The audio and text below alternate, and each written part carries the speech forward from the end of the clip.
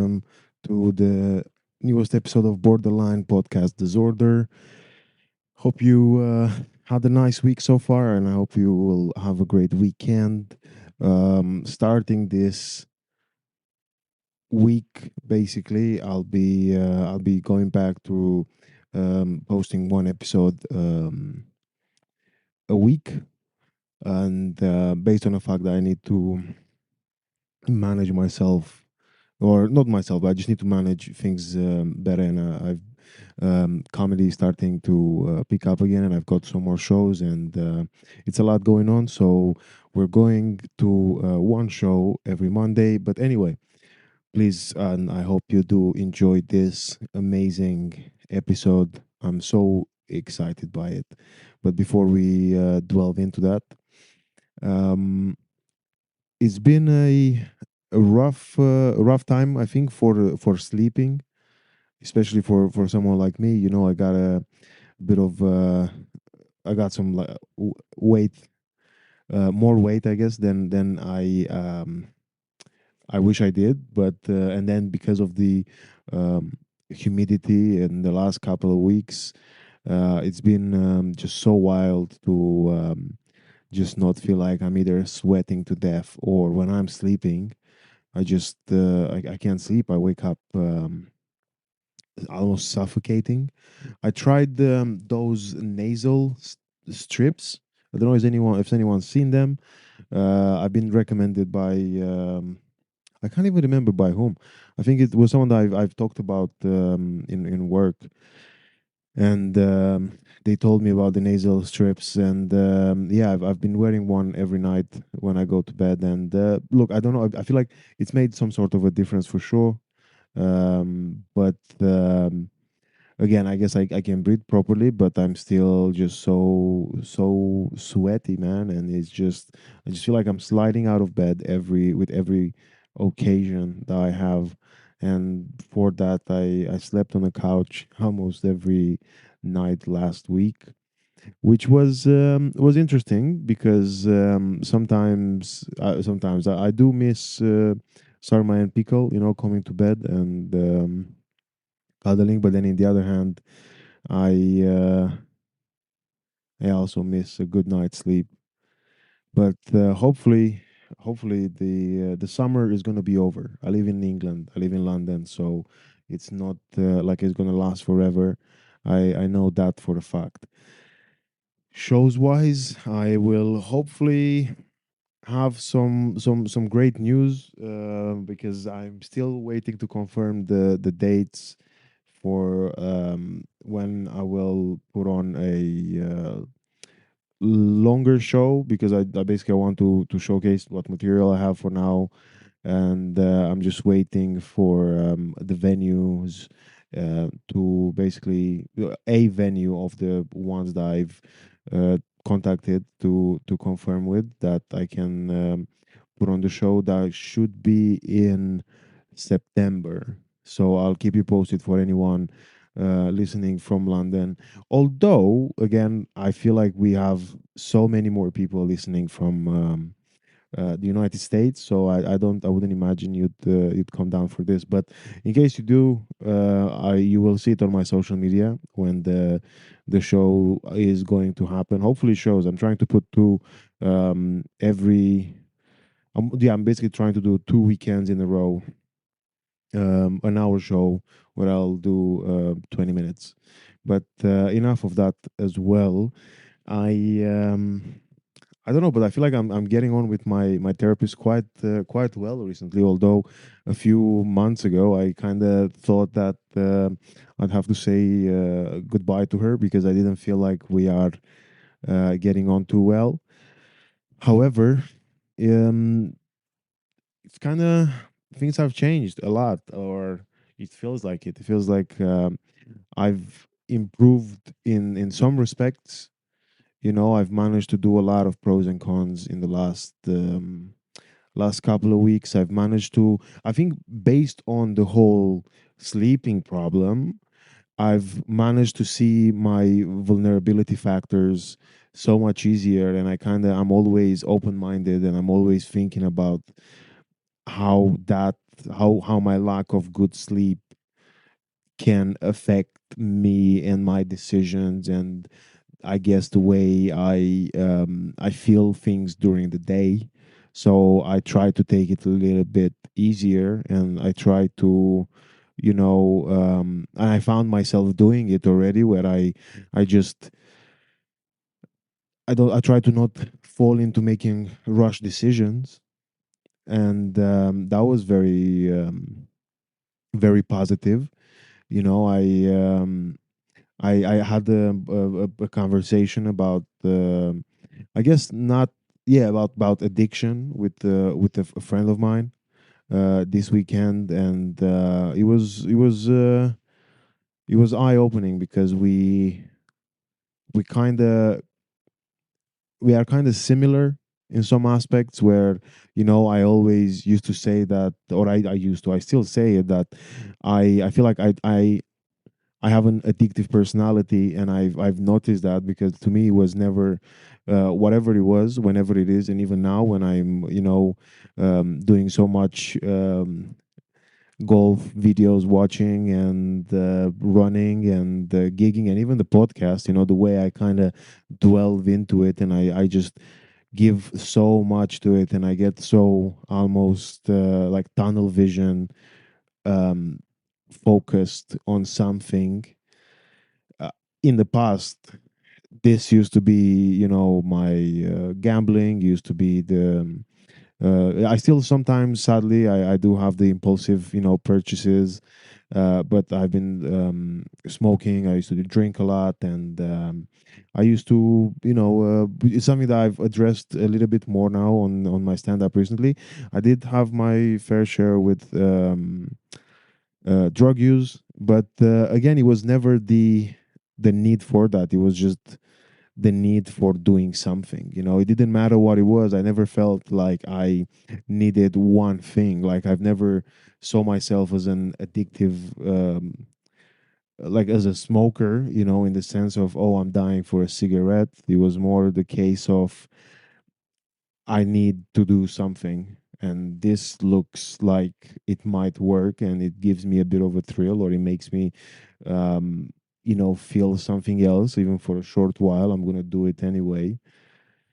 And yeah, it was just interesting to have that conversation, and almost to have the reminder of where I guess, yeah, where I came from, to an extent, and how things have changed through the years. But I think that's enough from me. I'm going to leave you with my conversation with Josh, just to let you know, when we were conversating, there were some signal problems. So unfortunately, it might show at some points during the conversation, but I still feel like you'll get the gist of it. You'll get the big picture, And look, it's been an incredible conversation. I feel very, very grateful to have someone like Josh take the time to have a chat with me, and to put this together. And it's something that I felt and I still feel very strongly about. This all. I guess the way hate is kind of accepted. If it's targeting certain groups, in this case, Jewish people, and about, yeah, it was just kind of inspiring, because I've known Josh as a comedian for a long, not a long, but for a few years, and then I started following him on Twitter, and the way he's kind of, he's been at the I think he's been at in the front row of defense for Jewish people, for even showing anti-Semitism, and to call it for what it is. And it's been great, and he is just I feel like I get lost of words because I just again I find him such an just such an amazing person, and I'm so grateful for him to take the part, for him to be so honest and to be so open about like his views and his experiences. And you'll see what I'm talking about when you listen to the episode. And yeah, look, I hope you enjoy it. Again, I guess for anyone who's not, what's the word, um, sure they want to listen to this, fair enough. But I think you should, because again, it's been a long time coming. It's been a lot of stuff that has been happening, you know, since not just since October last year, but I think in general in the last, I want to say in the last 2 3 years, you know, at least that as far as I've seen it, you know, anti-Semitism is increased by miles, like in wild ways.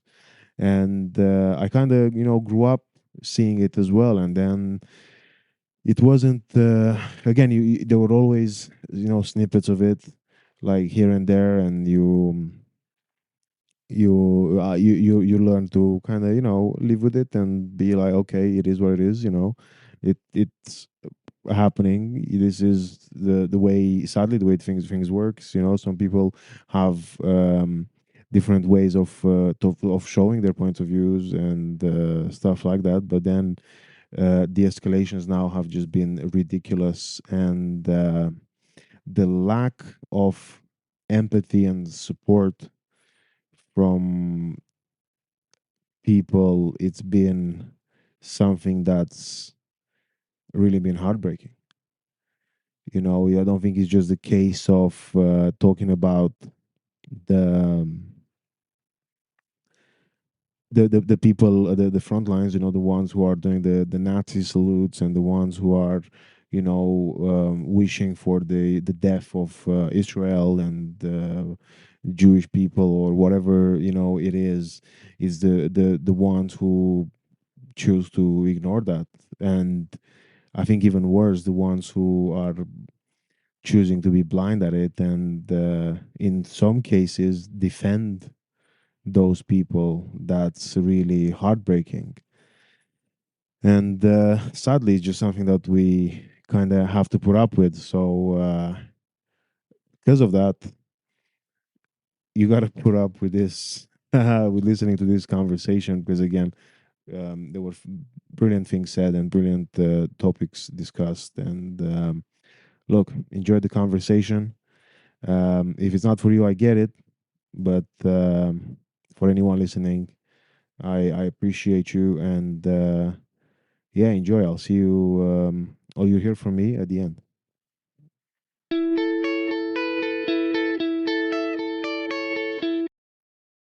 Hello, Josh. How's it going? Thank you so much for doing this. Pleasure, pleasure. Nice to meet you. Lovely to meet you as well. I followed you for a while, and I'm just so excited to have you on today. What you've been up to this week? It looks like it's really like sunny. I mean, it's sunny here as well, actually. Well, it's Manchester. Is it sunny for Manchester in that it's not raining? So I'm just in the hotel. I was doing a gig last night, and then after speaking to you, I'm going to head off to Leeds for a gig tonight. Where were you last night? Which Frog and Bucket?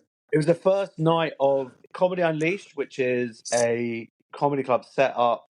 It's mostly based at the Backyard in London, and the idea is that it's sort of the idea behind it was originally, I think, that the people were kind of sick of the people who set it up were sick of this kind of anti Brexit rhetoric amongst comics and stuff. Now, I happen to be a Remainer myself, and I still am, but I think that was like their initial impetus, like about 5 years ago or so, feeling that comics were self-censoring because of for various reasons, identity politics and and purity spirals and whatnot. And so the idea was it was sort of set up, I think, to be a free space. In reality, it's just like doing any normal comedy gig 10 years ago, I would say. So I actually don't censor myself when I'm doing normal, whatever they are, gigs anyway. I do the same stuff at both places. But the idea is that it's just meant to be a space where comics and the audience, have a go into it with the unwritten contract that, your job as a comic is to make people laugh, and this whole punching up, punching down stuff is ridiculous, and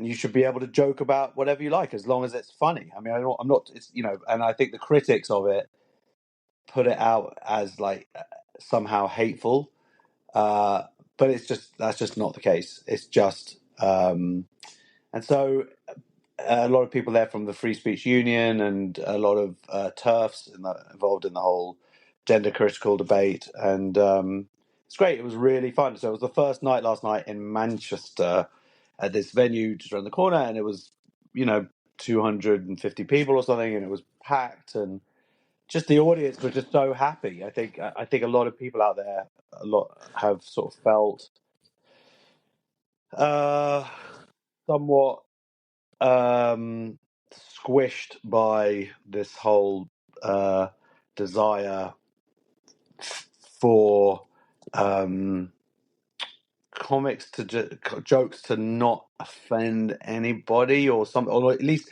the loss of potential to offend. And so it was great. It was just a really great night, and I was emceeing it. And then so tonight is the same gig, or the people same running the gig, but this one's going to be in Leeds, and it's a monthly gig, and I believe Manchester's now in monthly. Anyway, so it's just really fun. I don't tend to like do much traveling anymore to gigs. I stay mostly in London. I've been doing this now 20 something years, 23 years or so, and I'm not a fan of traveling. And I just it's been great to. I enjoyed it a lot in the first decade or so, and it was like this amazing privilege to um, like, wow, someone's going to pay me to go for a weekend, or go to Dubai for a week, and like you stay in a nice hotel, and I couldn't, and you're going to be paid money. Like, it seemed to me. And then also the bonus was you got to hang out with comics, and most comics are just super cool, funny, intelligent people, and amazing company to hang out with. So you get that on top of everything, and it just was, and it's wonderful. And then you meet up for lunch, and you walk around the city, and many wonderful memories over 2 decades, and now I'm totally over it. And it's like I arrive in the city, like Manchester. I've been like a million times, and there's a few shops that I really like up here so I check them out, but it actually becomes a somewhat solitary experience, walking around, and you sort of realize in the day-to-day bustle of life and family life particularly, suddenly it's quiet, and you're kind of just walking the streets, and you haven't spoken to anybody for an hour, and it's weird. When I say, and it's not particularly enjoyable in that way. So I'm not a fan anymore of the whole traveling. I mean, traveling with family is different. Like, I went to Birmingham, my two of my kids this weekend. That was fun. But traveling by myself now has lost its um, veneer. What what shops do you like? Because you were saying that you go, like, do you like collect stuff, or you're just Oh wandering yeah, around? well, actually, yeah, because this is sort of a bit mental healthy. The closest I have to a mental health issue is that I have an addiction to board games, and I know that probably sounds a bit weird. Obviously, I mean, I have an addiction issue. I don't take drugs. I've never tried drugs or smoked or anything like that. And I think probably the reason I never did, I was surrounded by my family life as a kid, but it was more that I probably recognized at some level that I have this addiction issue, and it would have gone in that route, which would have been much more self-harming.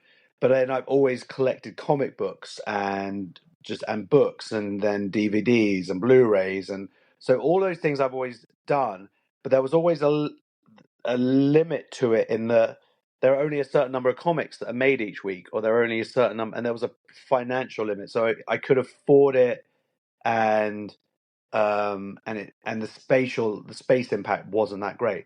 And then about 10 years ago, I got into board games via another comic, a friend of mine, Spencer Brown, and I hadn't appreciated that there's this whole subculture out there, and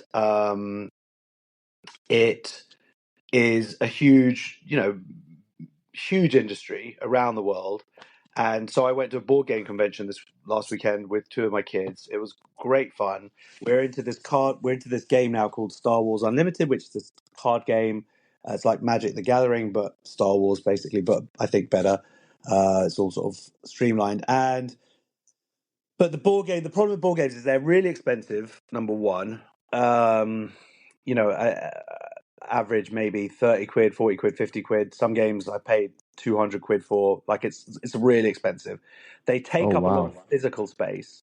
Then the fact that they're kind of exclusive somewhat in that they have limited print runs. So to try and find old games can be difficult. And that's a real pleasure for me, is tracking things down. So finding, and I've like, as I travel all over the world, I've picked up games in like the Netherlands or wherever. Like I found these, like one person who had it, and then I'd meet people in, petrol stations by the motorway to do exchanges. So, like it's been a mental decade, and the problem now is, one, financial. Like I've spent a fortune on it. Two, there's the time that I just spend on my phone or looking the stuff online and finding and sourcing it. Um, this playing of it is great. That is like the least amount of it, and then I get to play with the kids or friends, and the playing is the best part of it because you're using your brain. There's no downside on that point, and you're spending time with your family. So I love all that. And then there's the space element is the real problem, because my bedroom is like packed, and our sitting room, our loft is full of games. If I play one board game a day, I wouldn't get through. I literally have thousands of board games, and they're like, a lot of them are unopened. And so now I'm trying to sell a whole bunch because we're going to move, and my wife is obviously not happy with me. So it's an absolute addiction, and it's like finding a game. Like I'll hear someone will mention a game on a podcast or on just on a Facebook group, on a board game Facebook group, and then I've got to track down the game, and I've got to find it, and I've got to buy it, and then I'll order it, and I'll get that momentary hit of pleasure, and then it'll arrive in the post, and I'll be like, oh, it's here, and I'll just check and make sure it's all in good condition, and then I'll just not play it and put it on a pile for 10 years. So yeah, it's bad. It's really bad, and I need to. And the problem is, I can sort of justify it in a lot of ways in terms of, oh well, the money, like I can get most of the money back or more. Some of the games actually go up in value, and so actually the money thing isn't too bad. I'm not really losing money as opposed to smoking cigarettes or something where it's just gone forever. And I could justify it in terms of like, oh, I get to play with the kids and spend time, but the reality is, that's all just me justifying what is quite damaging in terms of the amount of time it takes up and the amount of physical space it takes up as well. So I don't. I'm thinking about going to therapy. I bought that book by what's his name, Mate Gilbert Mate. It's all about addiction. And I've managed to read the first 3 pages of that. Gilbert, he's written a bunch of mental health books. And yeah, but actually recently what I did, I deleted this Facebook app, which I'm part of this group, and that was a lot of my purchases were either coming directly through that, like buying through people there, or people recommending games and that sending me off. And then on top of that, getting into this Star Wars game, I've still got the same addiction, but I can direct it at like source finding like cards. And even though the cards are a bit cheaper, but also they just obviously take up way, way less space. So I'm getting to sort of feed that kind of like, oh, that card's selling out. I've got to track it down on eBay, and oh, I want it, and I'm still getting the same sensations, but on on a more manageable scale. So that might be helping as well. I I find it. I mean, the thing is, I was going to say about books about addiction. The one that I've read recently and I really enjoyed. Ooh, Oh, I think we have a bit of a Levi. I think we have a. Oh God. Turn off my camera. Oh, is that better? I'll turn off my camera and then that way it'll. I didn't hear the question because it was buffering, unfortunately. yeah, What that's was the all good. question? That's all good. Sorry, what book did you Okay, read perfect. I recently? think no, I was just going to say. Oh yeah, I was going to say that recently I've read the Paul Merson. I actually read his both books about like his struggles with addiction, and it was quite Oh interesting to yeah. see it. And I also think that from personal experience, yeah, I stopped drinking over a year ago, almost 2 years ago, just Hmm. because it's easy for me to kind of like get into it. I got at the moment I'm doing better, but I collect football T-shirts and like I think sports Okay. memorabilia. Yeah. Yeah, and I can see how you kind of like again you go through it and it's okay, and then at the end of the month you're like, oh my god, Let's see. how much money I've spent on this Hello. is just wild. Can you hear me? Yeah, that's better. Hello. Perfect. Yeah, Yeah. and then that was. I was going to ask you about something that you said earlier when we were saying about the way like the comedy unleashed became a thing and how you're like a remainer yourself. But then what's it like for you, and especially like for someone who's been around for a while and it's seen loads of waves of things happening. But what's it like Yeah. for you to, I guess, gig with someone who's not on the same, just again, you don't necessarily agree with, like, how's that feeling for you? How Yeah. does that feel for you? Well, obviously, specifically at the moment, you have what's going on in Israel and Gaza. So on Saturday, I'm gigging with a comic, a friend who was a former friend of mine. I don't want to mention her name, but she's been arguably mental online, like anti-Israel, and has written like like rape denial stuff, like terrible stuff, And I have basically cut her out of my life. I blocked her online, and so this is going to be really awkward. And I'm emceeing the gig, and I have to bring her on, and I imagine we'll just sort of not speak at all. And that's the way it's going to have to be. So there are people. Then there's someone the other day I bumped into at a gig, and we'd had a little argument online. But actually seeing him in the flesh, I was sort of reminded, like, oh, I really like this guy. He's a really funny, nice guy, and I'll allow for some miscommunication. But I'm getting pretty intransigent in terms of anti-Semitism. And but then I think that there are going to be people who, there are people who block me for if they think I'm wrong about Israel or the fact that I work at GB News. I do a show on there, and they're former left wing friends of mine, and I'm still, I consider myself left wing still, but they see GB News as evil, and I think they're wrong, and I think that it's cowardly to not go and put your side of uh, your positions to an argument and just kind of just sort of point your finger and go, no, they're evil and whatever, and it's just and it's not true. Um, so there are people who've like blocked me. So it's a very strange time in comedy. Whereas before, really, it was just about like who was funny, who was the funniest, and just a bit, and that was the only metric that mattered. How original was somebody? What were they doing? And it's just all gone to shit. It's a real kind of shame. But there was a comedian's Christmas party a few months ago. It's in January and in London, and it was actually but bumping into people and seeing people who I'd uh, not seen, and you realize you have a history together over decades of sharing cars and going to faraway places and this and that, and you're like, oh, this person's you kind of reminded that they're a human being, and you kind of all you really see a lot of the time is their online presence, and it's probably the same with me. there are people who've know me for a couple of decades who, I can be a bit of an idiot in real life and whatever, but they online on Twitter, they just probably see me as this very angry Jew who just is like up for a fight. And if anybody sort of, to my mind, steps out of line, I'm willing to step in. And so it's strange, yeah, when you are in the same room with people and stuff, and you sort of, I remember walking into this thing, and this was this last year. I mean, because I got more kind of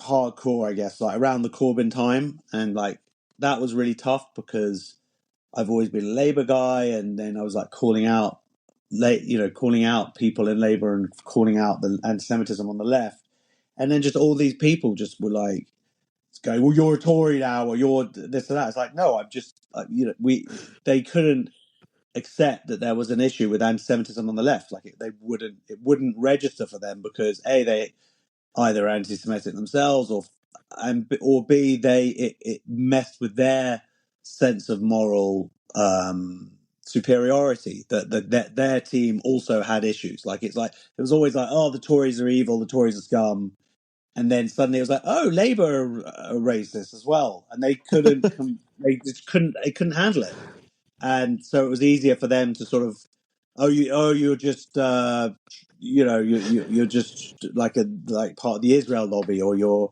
just and actually by doing that, kind of being anti-Semitic in themselves and not sort of seeing the irony of that, whereas actually I'm just a Jewish guy who just sort of is just taking a stand.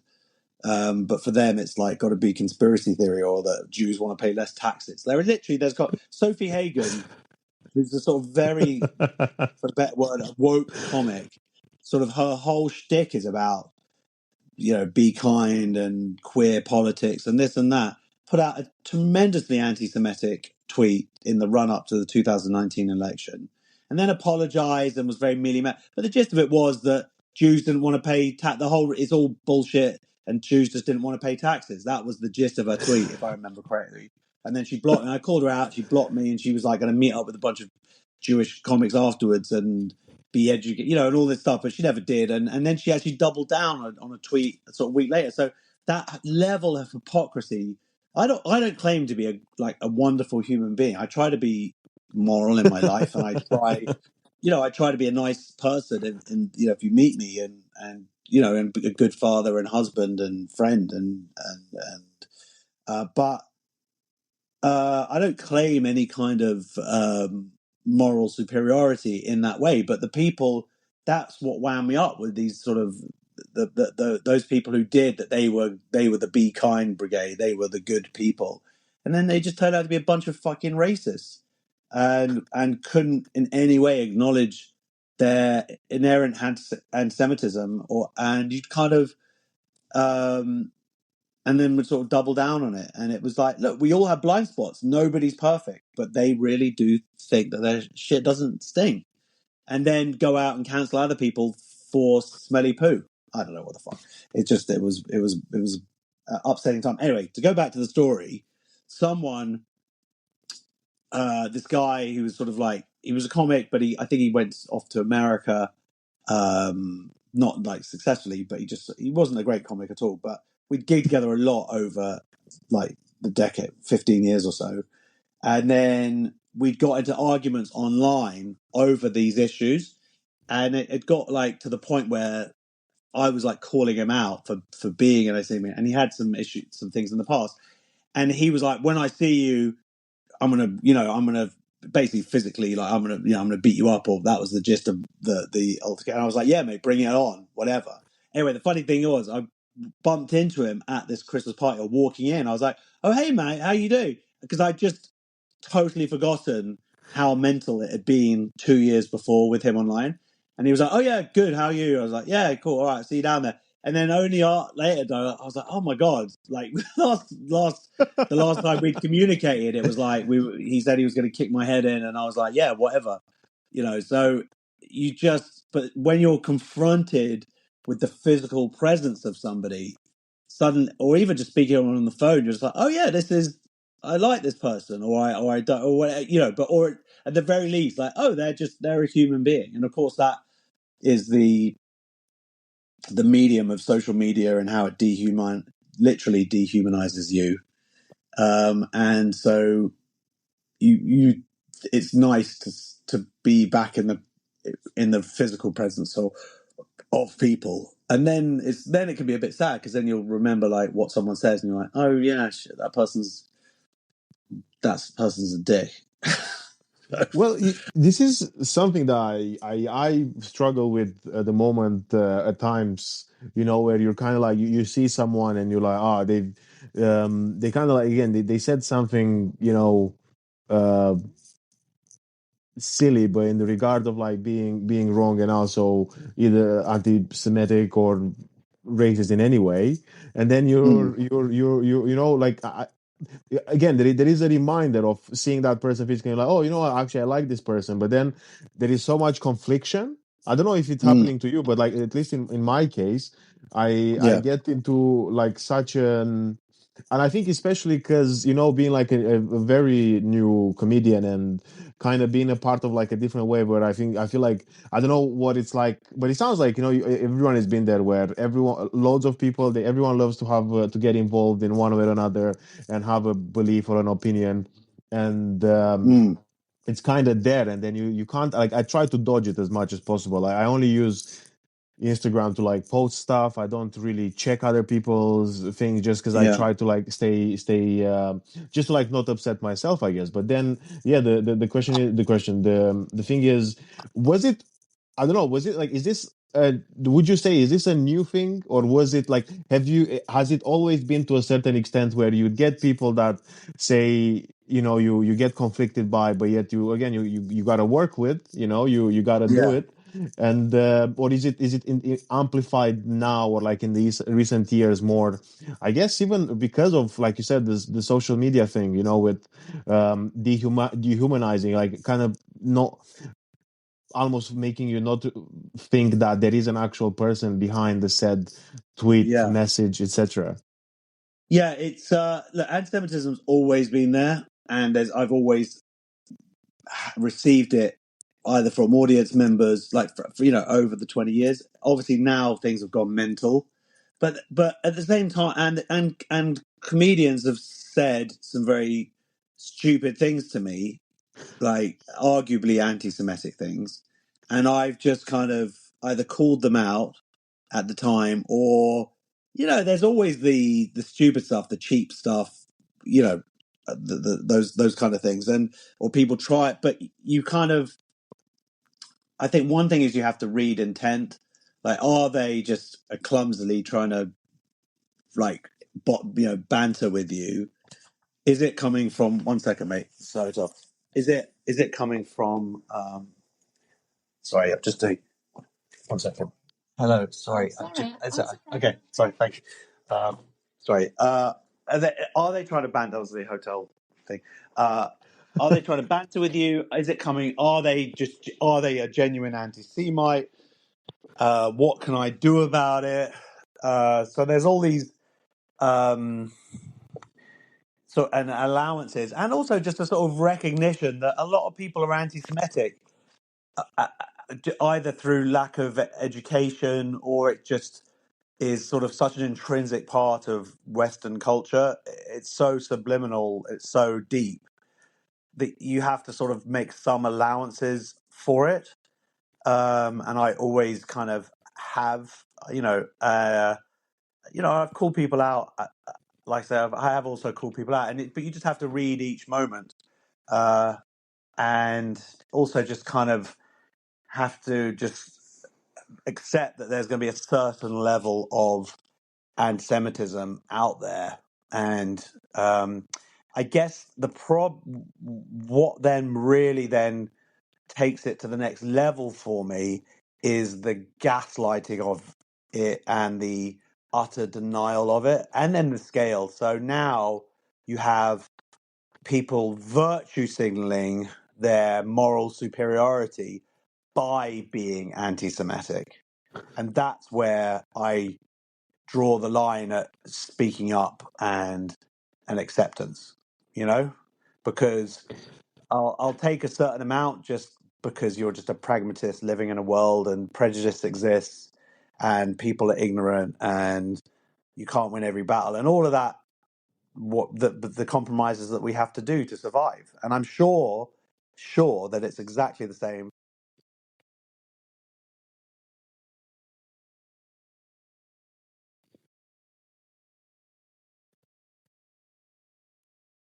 It did, Sorry, yes. someone rang second. Um, I'd say I'm sure that many other ethnicities probably have the same. Asian comics, British Asian comics, British black comics. I'm sure that they have very similar experiences, and if not more so, and women dealing with misogyny and that this stuff is always out there with the best of intentions. Not with the best of intentions, but I mean it's always out there, and you would drive yourself mad if you were to respond to every single tiny thing, and you just at some point you just have to just get on with living. But like I said, can you still hear me? By the way, I just want to Yeah, get. yeah, yeah. Um, sorry, I'm just but 1 second. But I'm on phone. Uh, video. Wait a sec. 1 second. Yeah, sorry. Just asked a thing. Good. Uh, yeah, no, like I said, the problem is when people are, convinced being anti-Semitic whilst they say, virtue signaling in terms of like, BDS is an anti-Semitic movement, and to sort of go, oh, I'm now, yesterday there's a bunch of comics who've sort of pulled out of Latitude and because of BDS and whatever, and like, oh, it's like you are siding with the anti-Semites and you're doing it to look like a good person, and whether you are genuinely anti-Semitic or not, I can't tell. I can't make that claim, but you are certainly with the anti-Semites, and you are being a moron, and you are being ignorant, and I'm gonna, and you talk about Instagram stuff. I'm not on Instagram. I have a thing, but I'm not on it. I'm on Twitter a lot, and I guess I just don't feel as very comfortable with the Instagram medium in terms of knowing how it all works. So I'm gonna later today. Actually, I'm seeing somebody, one of the guys who I know is pretty good with it, up in Leeds, now the comic on the bill, and I'm just gonna ask him and. Because I need to go on Instagram because I realize I need to take the fight over there as well, and challenge people on there. Like, so it's funny that I understand why there are a lot of people like yourself who, and I've spoken to other friends of mine who just are finding it very distressful and just not being able to. Um, it's a very difficult thing to see people and like being anti-Semitic and siding with anti-Semites. But for me, it's like, fuck you, I'm coming for you. You know. Uh, Which again, it's a fair approach because I feel like there is not right and wrong answer. There is just the way things are and the way yeah, people deal with it, and um, you found a way. And I generally like. I think from the things that I've seen online and from the replies and stuff that I saw you getting involved with, it was great. I really, again, it's. Uh, I think it's also the because I was actually going to ask you about the when you started, because I think, I mean, as far as I know, and as far as I went, you've always been really proud and really vocal about being Jewish, and about yeah. being a Jew, and about like like your upcoming and everything. So has it in, because you were saying during the lockdown is like, or around that time, like COVID times, you noticed there was a spike of some extent in regards to anti-Semitism. But then, did you have to change at all comedy wise, or did you Oh, have I to, I don't see. know, do you address things differently, Okay, or yeah. did you have Sorry. to do it? I must have cut because I said like it's like the Corbyn, like the Jeremy Corbyn era that the anti-Semitism spiked, But so when I started, I talked a lot about being Jewish because that's part of my identity.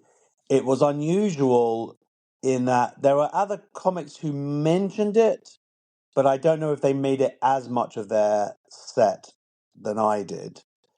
And being a sort of proud Jew, going into like places that like where they'd obviously just never met someone who's Jewish in Hull or Wales or wherever when you're doing all these open spots. So I had some pretty weird, not weird, I had some not good experiences as well.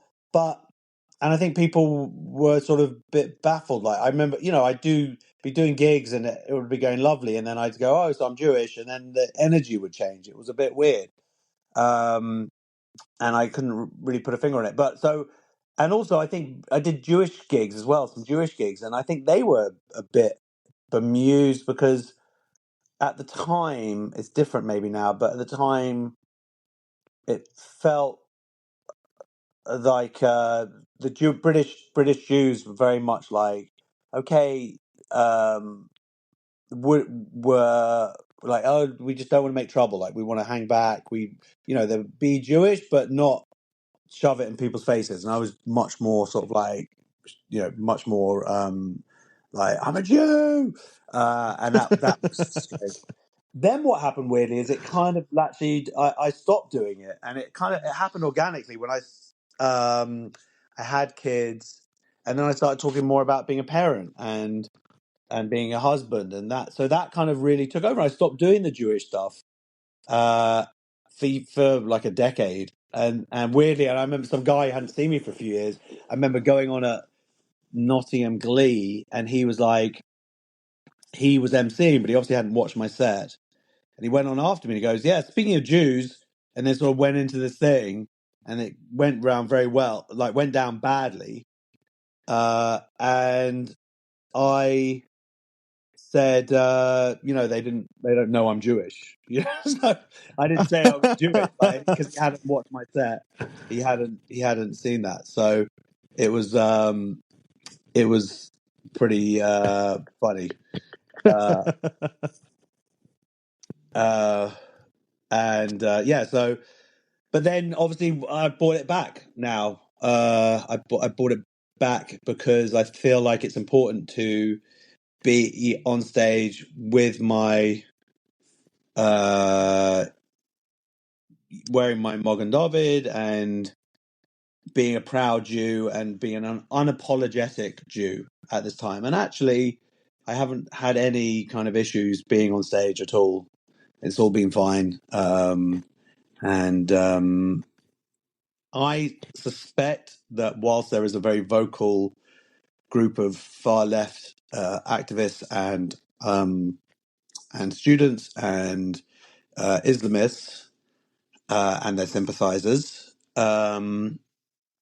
I think the actual silent majority of this country are sympathetic to Israel and what happened on October 7th, and understand, like any sane person would, that first of all, any country would need to get back its civilian population kidnapped, and would not be able to let a terrorist organization of rapists, murdering, torturing, um, mental,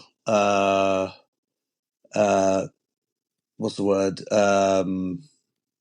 Sort of theologians, whatever. Remain in charge. Like it's just and for the Palestinian people, they need leadership. They need better leadership.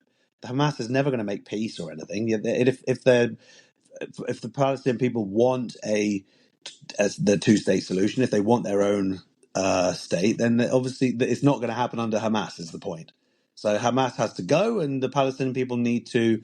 They're serious about peace, which I unfortunately don't think they are at this time. They will need to vote in um, leaders who do recognize Israel's right to existence and want to live alongside that. And I don't believe the Palestinian people are in that mental space at this time, unfortunately. It's just too much hate there, too much anti-Semitism. It, I was gonna say that on the what you were saying earlier about the differences, because this is what I found very very interesting at the moment, gigging around mostly around London. But Yeah. that, yeah, like usually the audiences are the ones that are actually okay. I feel like, yeah, the battles, that you're referring to, that I've seen, and I sometimes get drawn in, are actually, yeah, with other, with fellow colleagues, of the craft, which is sometimes it's bizarre, because I think it's bizarre, because I always thought, oh, you go into a room, and then I'd have a joke about being Jewish, or like coming from a like an ethnically Jewish background, and then sometimes usually it works, and most of the time people are actually really people are very nice about it, and then you're kind of off stage, and then someone doesn't talk to you after that, after they Mm. found out or whatever, and you're like, oh my god, what is this? Yeah, yeah. No, it's crazy. Yeah, comics are, and I imagine it's pretty bad on the like on the newer comic circuit. I'm sure it's terrible in that level of virtue signaling, and I think I'm just disappointed because I've always considered comics, and I think there is some statistical evidence to back this up, that most comics are more intelligent than the general population, or the IQ as a level, as a broadly, is higher than average. That I think that's been like established in the past. So, but then of course, intelligence isn't a barrier to ignorance, and also to um, sometimes it can make it worse in terms of conspiracy theory. Like the more intelligent you are, the more able you are to make these kind of tenuous connections to kind of see the world in a conspiratorial way and to justify it. So, yeah, I've been really disappointed by just how few comics who are willing, who were so quick to jump on every other cause after October 7th, were totally silent, and then since then have kind of double down and just been really fucking stupid and ignorant, and it's somewhat maddening, and I say it's also disappointing. It's just disappointing because I thought more, but you know what? Saying that, I've been disappointed with comics for a while. Our industry, I feel like when Jerry Sadowitz was cancelled and no one really stood up for him, it was we're you fucking idiots, because this is going to harm us. This harms all of us. All of our the right to say and joke about anything was stuff that was kind of fought for 30 years ago, and Sadowitz being one of those people who opened up comedy in that way, and you're just kind of just chucking it away because you're scared, because like, so the fear of comics. I thought comics were meant to be fearless, and so many of them just turn out to be fucking pussies.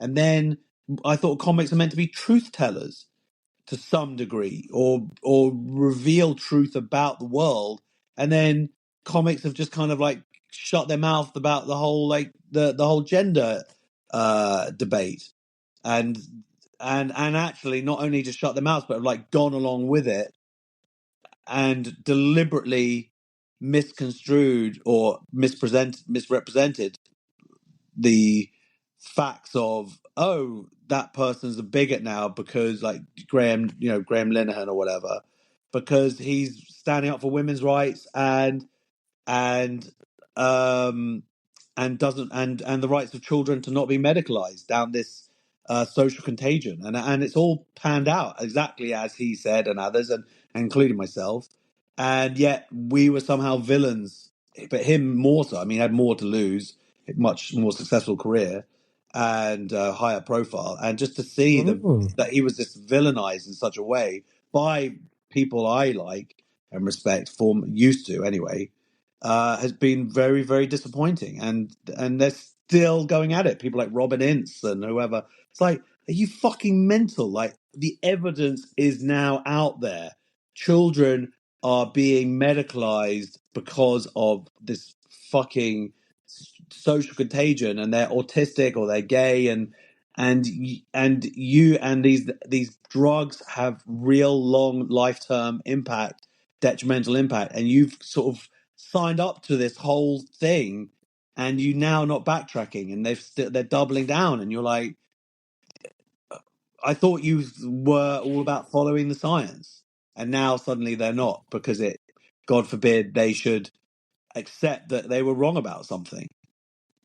What, in regards to this, because I always think about, the acceptance of being wrong. I feel like it's to an extent it's kind of lost, or you because I think, and I'd like to think that in previous circumstances I've been shown to be wrong about certain things, and I was like, you know what, fair enough, I was wrong.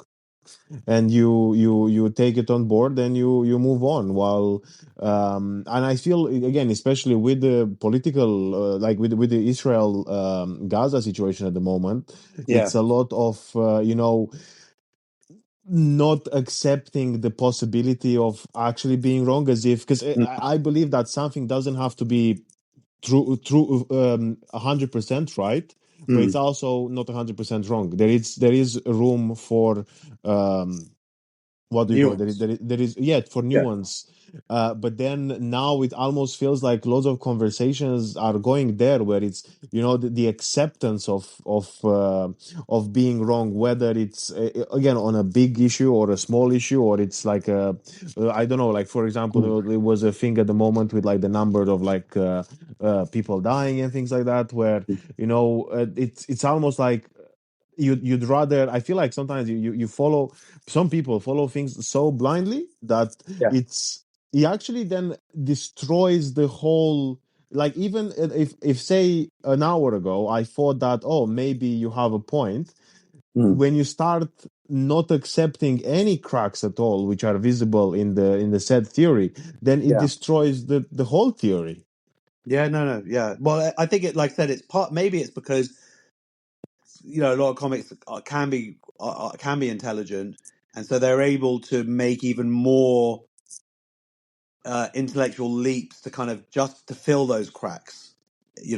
But yeah, anybody who's been paying attention knew those figures were wrong.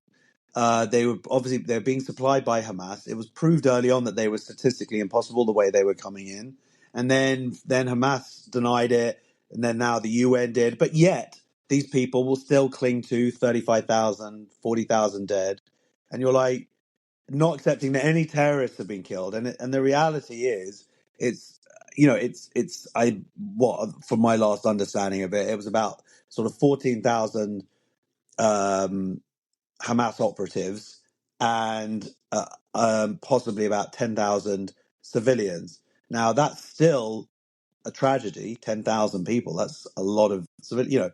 But when it comes to a war, when this is what it is, a war that's being fought um, deliberately with civilians used as shields, and deliberately fought in urban areas where Hamas are wearing civilian clothing, contravening um, the war laws, crimes or whatever, making it, which is a war crime, and fighting out of civilian areas like the school that we saw yesterday. Um, it's actually not a miracle, but it certainly indicates it's the opposite of genocide when it's the lowest civilian to um, combatant ratio, death rate in modern warfare, or so it and considering it the urban environment or whatever, it's it just shows how much effort is taken to prevent civilian loss of life. Anyway, but that to explain that to somebody is and to but they for them they just want to cling on to their numbers, and they can't for a second go, once they bought into it, to get people out is just 1,000 times harder, which is why Hamas don't care about the truth, and that's why they've got this incredible machine going now, where that the lie will just spread around the world, like the hospital being bombed, and it turns out it was actually a car park, and it was actually one of Islamic Jihad's missiles, but and it wasn't, and it was about 20 people as opposed to 500 people, and even with video evidence and what it was like, people still have their tweets up, still people still talking about, oh, Israel bombs hospitals and whatnot, and you're just like, fuck it, it's because the lie was out there amongst millions of people, and they don't want to hear the truth. And the reason they actually, you know what, Levi, the reason why they don't want to hear the truth is because they want to hate Jews. They hate Jews. They want to believe the worst of Jews. That's the reality of it. That's why they're anti-Semites. Their inability to question, to in any way step back from that is because they love it. They love to be able to call Jews genociders and apartheid and to blame the world's ills on Jews because they hate Jews, and this gives them that excuse. So that's why the two are so it's not just them being intrinsically linked; they're the same. And some people are honest about that and bad faith actors and deliberately shit stirring and deliberately openly hate Jews. And some people will pretend they just hate Zionists. And some people will just kind of pretend that that they're this actually a really anti-racist person when they're not. They're just a fucking hypocrite and they're scum. And I actually wonder who I hate most out of those people. Do I hate the out and out honest anti-Semite who's doing everything they can because they hate Jews and they want to, or do I hate more the virtue signaling, lying to themselves asshole who's just pumping out the same anti-Semitism, but then they're feeling that they're actually sort of morally pure and actually don't and lying to themselves. Like I don't know. It's yeah. You know, when because I come from a talk about like the damage that's done once something is out there, Mm. news wise, for example. I come from and this is the last question because I know we're but I was going to say that, yeah, so I come from a ex like post communist family, right? Okay. So I know that when I was a kid, like my dad had this thing, my mom also, they were saying that it's not about who says the truth, on the news. It was about who puts it out first. Because, Yeah. it was kind of like you grow up with one TV channel, and Yeah. then it was just about like whatever is there, people will just like ingest it, and then there is no way back. Yeah. Okay. Yeah. So, do you feel to any extent like that's the case now? Or like, what's your view on basic on this thing where it's like, oh, it's about who gets something out first, and Yeah. then whatever damage that has been has caused, it's Yeah. not talked about or like is not being addressed properly. Well, I don't. I think it is being addressed, and it's because you see it. It's coming out in real world ways. Synagogues being burnt down, Jewish shops boycotted, Jews boycotted. So it is the ramifications are there. The question is, how do we get back? Can the genie be put back in the bottle? And of course, social media is not one. It's a million channels now, and they're immediate. So Israel has not done itself any favors in some of this stuff. They were with this one. They were much better at like getting their rebuttals out quicker with this school thing yesterday. But in the past, because it's like anything, it's an institution, and they need the IDF, and they need to move things up the ladder and this and that, and it's taken a long time. And taking 24 hours to bring out a report, that report might then be right, but it just took too long to get it there. Now they need to get that evidence out so that people can push against that narrative much earlier before it becomes entrenched. And it's become its own sort of separate battle, this kind of online stuff. So, but as I was saying, like the genie is out the bottle. That person who sees the bit of information that then can lead them to hate Jews, that those emotions aren't going anywhere, and they Yeah, also don't. They also don't not come from somewhere. Like they're there, and now they're brought out, and they're feeling like they can shout in some Jewish person's face, like from the river to sea, or I just saw a clip like I support Hamas or whatever. Like they're saying I support rapists. But they hate Jews, and this is Christmas for them. And as to what Jews can do to this is fight back, Christmas. it's sort of I we just you have to. We have voice as well. There's less of us, of course, but the one thing about the truth is it does emerge historically. So long term, things will, the facts do then play themselves out. But I guess what scares me is how long is that going to take, and what are the physical manifestations of these lies being out there in terms of the damage to Jews and the unleashing of hatred, and how easy is that hatred then going to be able to be rescinded like a tide? So I don't have answers to that, but all I know is I do my bit to put the narrative out there. That's a very fair. Sorry, go on. Cool. Well, look, mate, lovely to meet you. Lovely talking to you, and thank you so much. Now, before we wrap it up, where do people find you if anyone wants to stay in touch with your work? Yeah, follow me on Twitter, which is Josh X Howie. I'm gigging mostly around London, but I occasionally take a little excursions here or there. Usually I retweet about them or whatever, and yeah, follow me on Twitter and say hello, please. Perfect. Thank you very much, and yeah, enjoy the rest of the day, and good luck with the show tonight. I hope it's going to go really well. Oh, cheers, man. Thank you. Well, how was it? What do you think? Was it what you hoped for? Was it better? Was it worse? Um, I hope you. I don't know. I hope you took. I know it's not as I guess as cheerful as other episodes, or not necessarily cheerful, because I know we talk about some obviously some real things. But hey, look, I think you enjoyed listening to this as much as you did with anything else, because I personally enjoyed conversation speaking with Josh, and recording this. It's been a true pleasure and an honor to have him on.